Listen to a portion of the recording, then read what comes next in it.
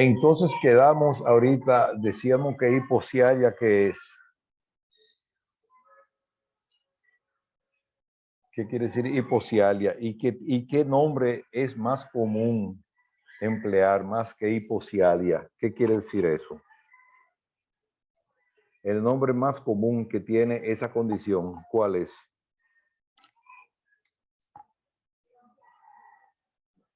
¿Quién me contesta? Ahí no quedamos, pero creo que no sabemos cuál es el nombre más común. ¿Cómo ustedes lo van? Serostomía.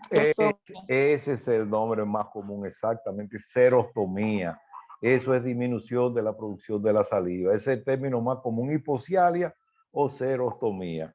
Eso es cuando la saliva, la producción de saliva está por debajo de 560 en 24 horas. Y la otra condición, ¿cuándo se presenta hiposialia? ¿Ustedes saben alguna condición en la cual puede aparecer la hiposialia? ¿No lo han oído mencionar? Cuando, o sea, cuando tomamos pastillas ¿Cuándo qué? para la presión. La hipoxialia en la deshidratación, no, porque es menor.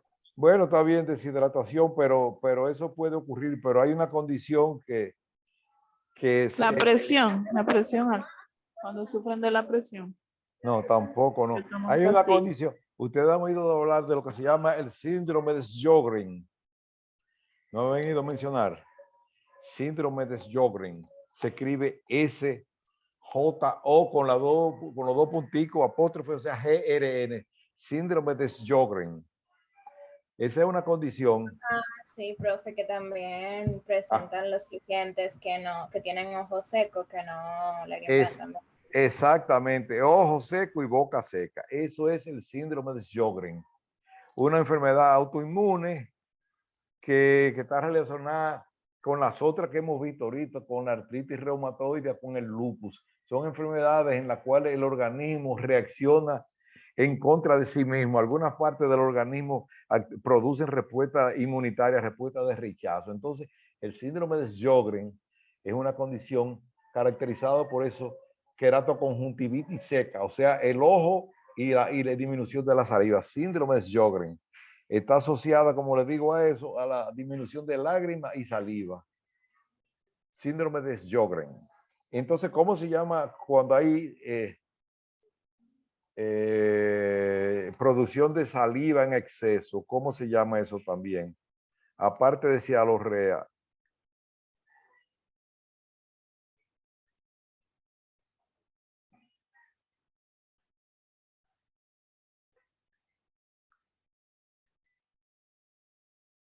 Cialorrea, ¿qué otro nombre podríamos armar nosotros que coincida con esa clasificación?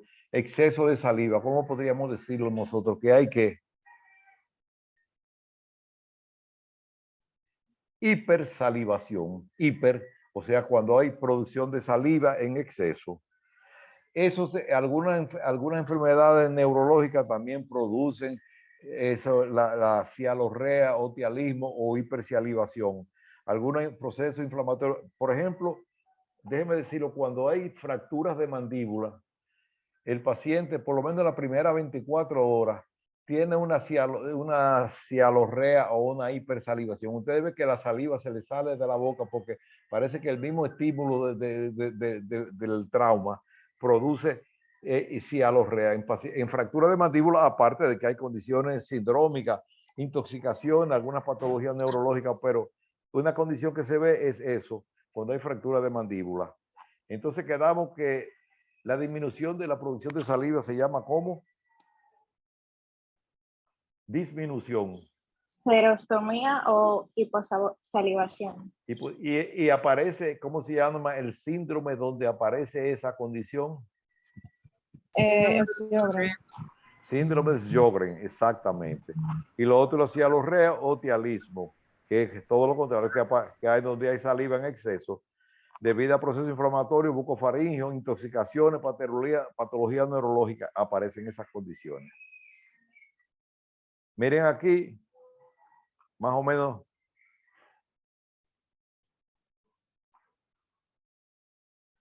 En pacientes sanos y pacientes en hipofunción.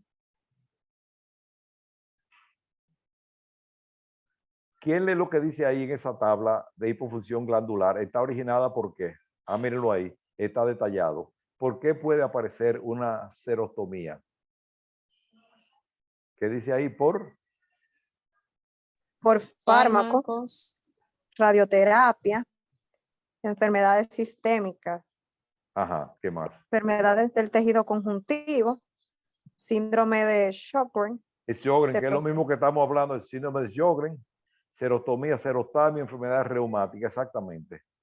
También en algunas enfermedades neurológicas como el Parkinson, en deshidratación, como alguno de ustedes comentó en algún momento, en el tipo de alguna dieta, por ejemplo, cuando hay atrofia de las glándulas salivales, sobre todo en esta condición, cuando son pacientes tratados con radioterapia, que produce hipofunción de las glándulas salivales, produce lo que hemos dicho siempre, las 3H, la hipoxia, hipocelularidad e hipovascularidad. Eso va a traer como consecuencia que el tejido va a funcionar en menor proporción, va a funcionar en menor escala. Entonces eso trae la condición que conduce a la serostomía, a la radioterapia.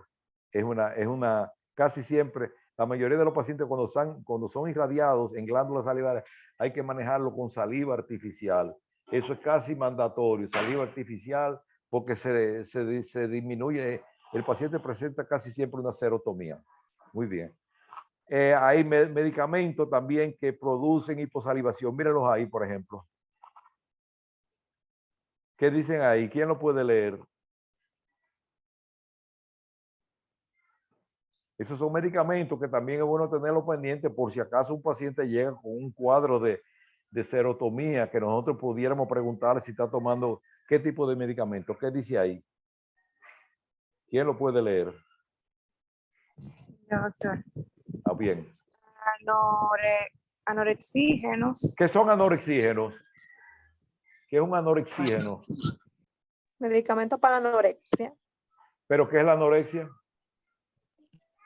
Son medicamentos para quitar el apetito. Esos son medicamentos para que la gente no le dé hambre. O sea, medicamentos anorexígenos son medicamentos que se utilizan para suprimir el hambre. Otro más que también puede producir serotomía. ¿Cuál más?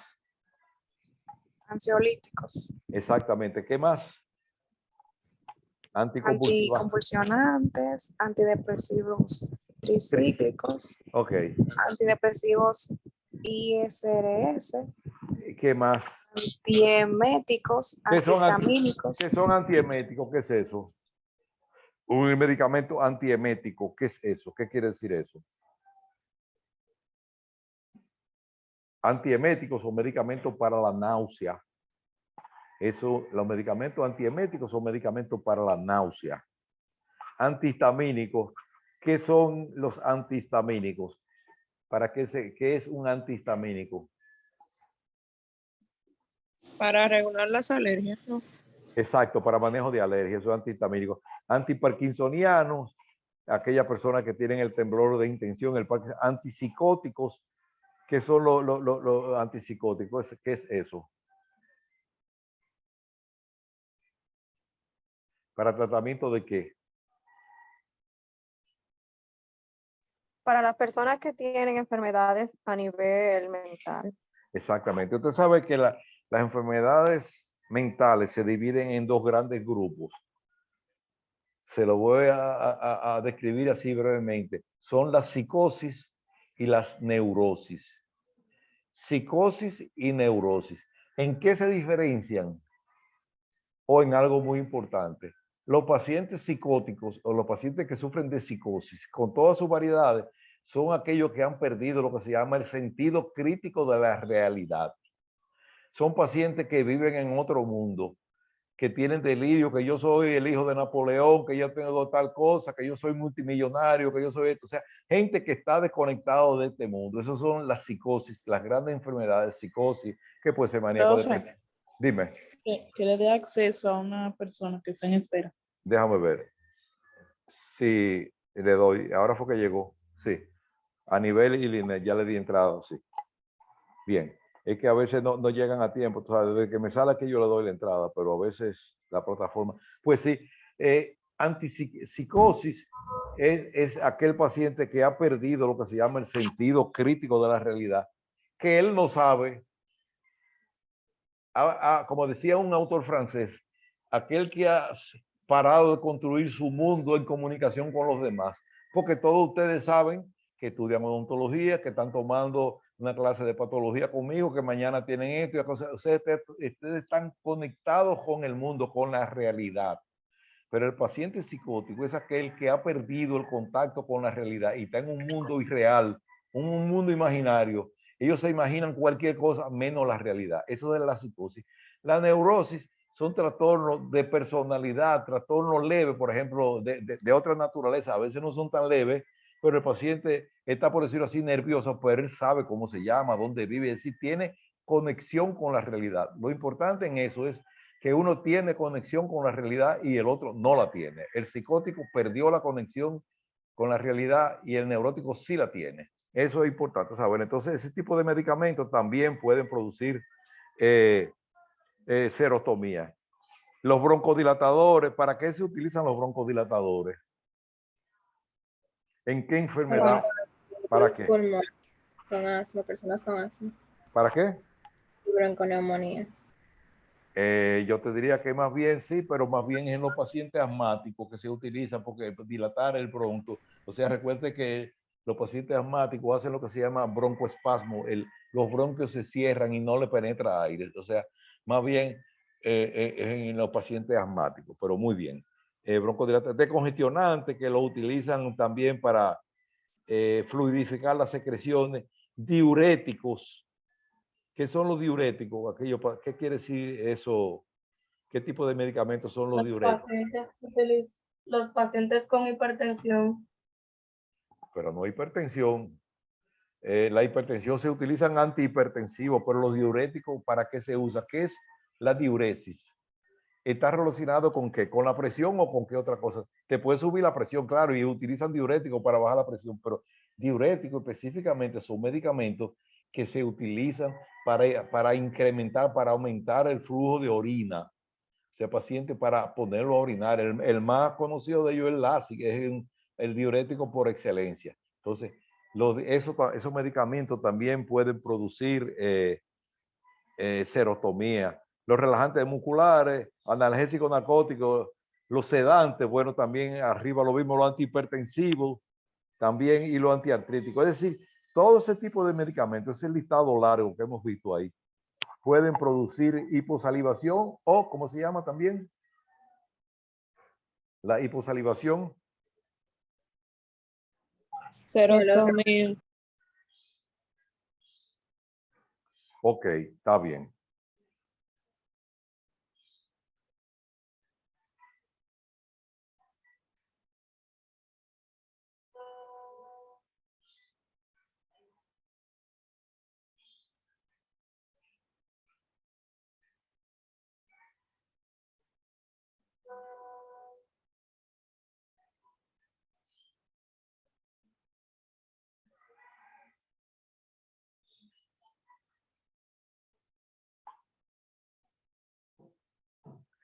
Entonces, déjame ver que seguimos ahora.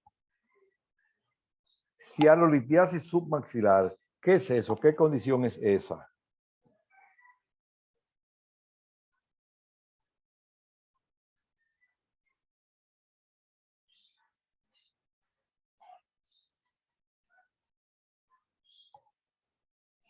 Eso no es cuando, se me olvidó dónde. Los conductos salivales submaxilares se obstruyen. ¿Pero por qué se obstruyen? ¿Por la presencia de qué? De tonsil. Y bacterias. De un cianolito, de una piedra, de un cálculo salival. Exactamente, eso es cianolitiasis submaxilar. Como ustedes ven, producción de cálculos salivales en la glándula submaxilar. Ese es un estudio. Anteriormente se usaba la radiología inyectando medios de contraste con medios lípidos o acuosos, pero ya prácticamente no se hace así. Ya se hace en base a sonografía, que es menos invasivo, porque este medio de contraste era muy doloroso, había que introducirlo por el conducto de Wharton y dolía mucho, aumentaba la presión. Ahora con una sonografía no es necesario inyectar medio de contraste.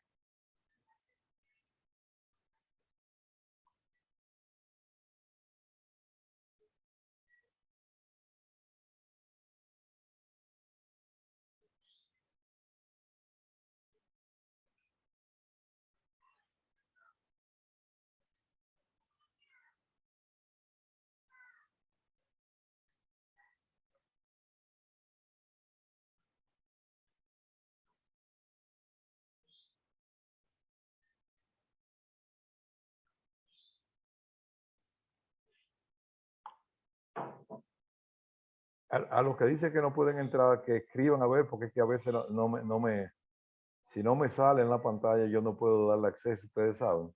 Eso no depende de mí, eso depende de la plataforma. Miren aquí, ¿cómo se llama eso? Cialolitosis. Mírenlo ahí. Mírenlo ahí como viene por el conducto de Wharton. Eso simplemente, la técnica es bastante sencilla. La técnica de tripar el cialolito, lo que uno hace es que le da un punto por detrás. Es decir, lo amarra por detrás para que no se vuelva que no retroceda el cálculo, porque a veces uno tratando de agarrarlo puede ser que se vaya hacia atrás. Uno le da un punto por detrás y hace una incisión discreta y el cálculo prácticamente sale solo. Mírenlo ahí, qué bien. Es un procedimiento sencillo, se levanta la lengua, se da ahí el puntico atrás y no es necesario suturarlo porque eso la mucosa cierra sola. Porque si uno lo sutura, corre el riesgo de que se cierre y vuelva, entonces la glándula se obstruye. O sea que lo mejor es dejarlo que cicatrice por segunda intención, como se dice, no cerrarlo. Esa es la técnica que se aconseja, dejarlo así, que cierre por segunda intención. Y esta otra condición, cialoadenosis. ¿Quién me lee lo que dice ahí? Cialoadenosis. Bien. También llamada cialosis o hiperplasia linforeticular. Es una lesión crónica que afecta simultáneamente a múltiples glándulas salivales y se presenta asociada a distintas enfermedades. Exactamente. Fíjense la diferencia entre cialoadenitis o cialoadenosis. Cialoadenitis es un proceso inflamatorio asociado a algunas condiciones especiales y la cialoadenosis es una lesión crónica que puede afectar a múltiples glándulas salivales y está asociado a varias enfermedades, algunas enfermedades malignas. Yo recuerdo que tuve un caso de un VIH positivo que presentó cialoadenosis en ambas glándulas parótidas. Tenía, por decirlo así, una cara como de león. Se le abultaron las dos glándulas parótidas y tenía una apariencia de león, por eso. Y eso ocurre en algunas enfermedades sistémicas y en algunas enfermedades degenerativas, pero esto es la cialoadenosis. Mírenla aquí, como se ve, miren cómo se nota, ustedes ven en la tomografía, las dos glándulas parótidas, esa P como tiene ahí, y miren cómo se ve aumentado de volumen bilateral. Mírenlo aquí. ¿Lo ven ahí? Miren aquí. Y miren aquí, eso es cialoadenosis, asociada a enfermedades sistémicas. Bien.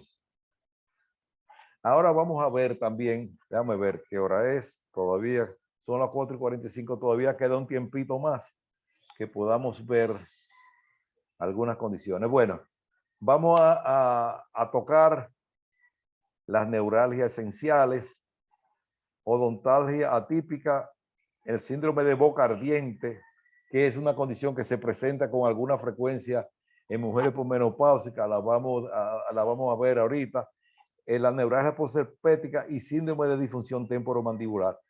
Todas estas patologías nerviosas orofaciales, nosotros debemos estar en capacidad, por lo menos, de diagnosticarla y referirla en caso que sea necesario, referirla al neurólogo, referirla al profesional que le toque. Pero debemos estar en capacidad por lo menos de diferenciar una de otra. ¿Qué dice ahí de neuralgias esenciales? Yo, maestro. Sí. La estricta normalidad del examen clínico y de las pruebas complementarias es el elemento fundamental en el diagnóstico de las neuralgias orofaciales esenciales y que las diferencia de las sintomáticas debido a causas conocidas.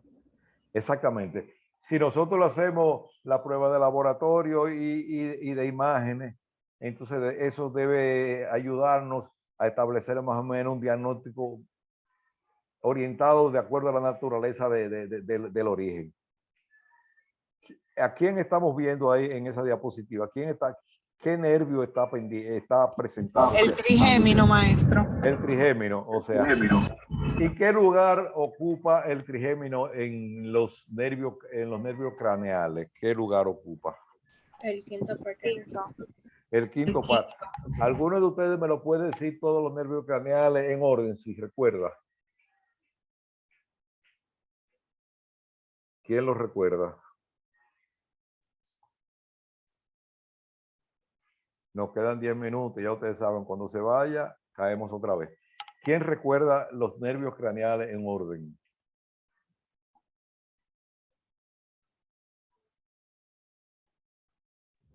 Bueno, vamos a decir. Vamos a decirlo, aunque sea en desorden, pero dilo, vamos a ver. Oftálmico, óptico. No, espera. El primero es el olfatorio. Sigue después. Olfatorio, Ajá. óptico, Ok. promotor, troclear, Ajá.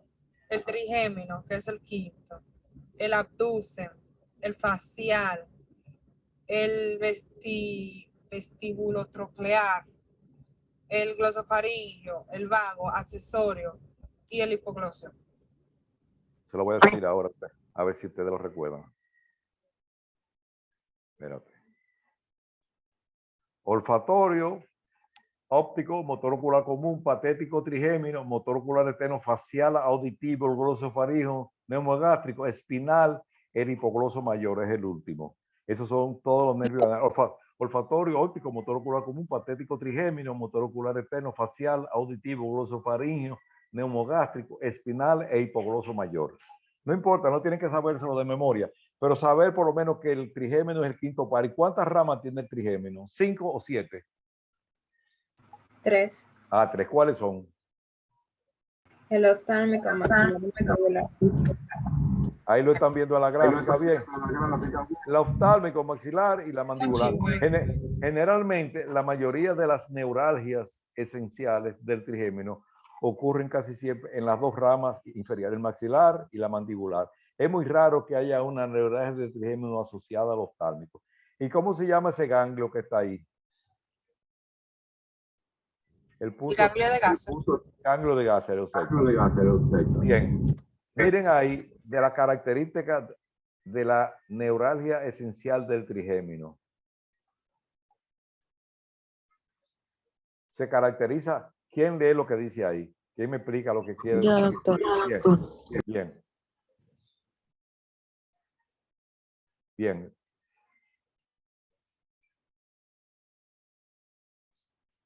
¿Quién va?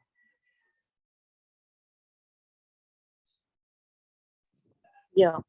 Ok, Audrey, da. Se caracteriza por paroxismos dolorosos breves, menos de 2 minutos, lacinantes y espontáneos. Más frecuente en la segunda y tercera rama. Exactamente. Ustedes saben, o sea, ¿qué quiere decir eso? Paroxismo doloroso.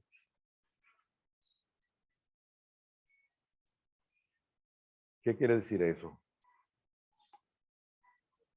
¿Eso se refiere a qué? Parálisis que le duele al paciente.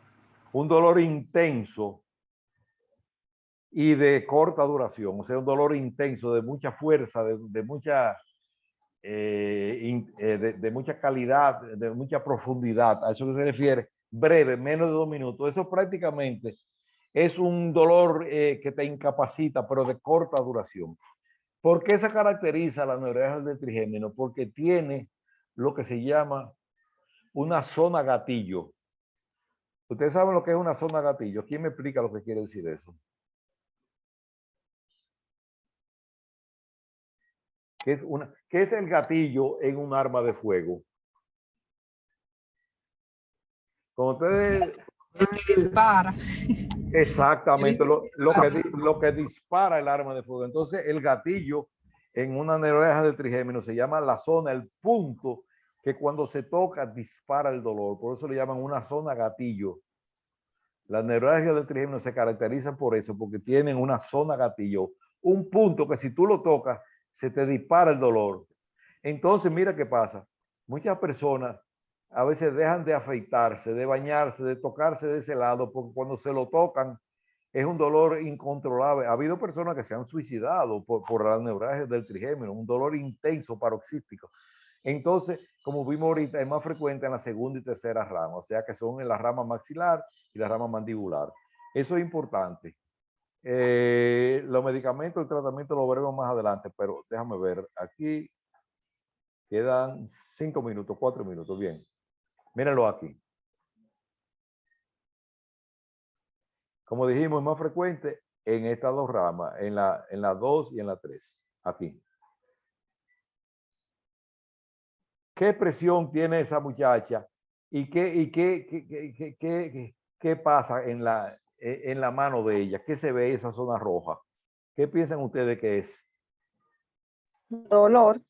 Y eso es por ahí posiblemente lo que sería la zona gatillo. O sea, ese punto que si ella se lo toca, probablemente se dispara el dolor. Mírenlo ahí. ¿Qué dice neuralgia del trigémino?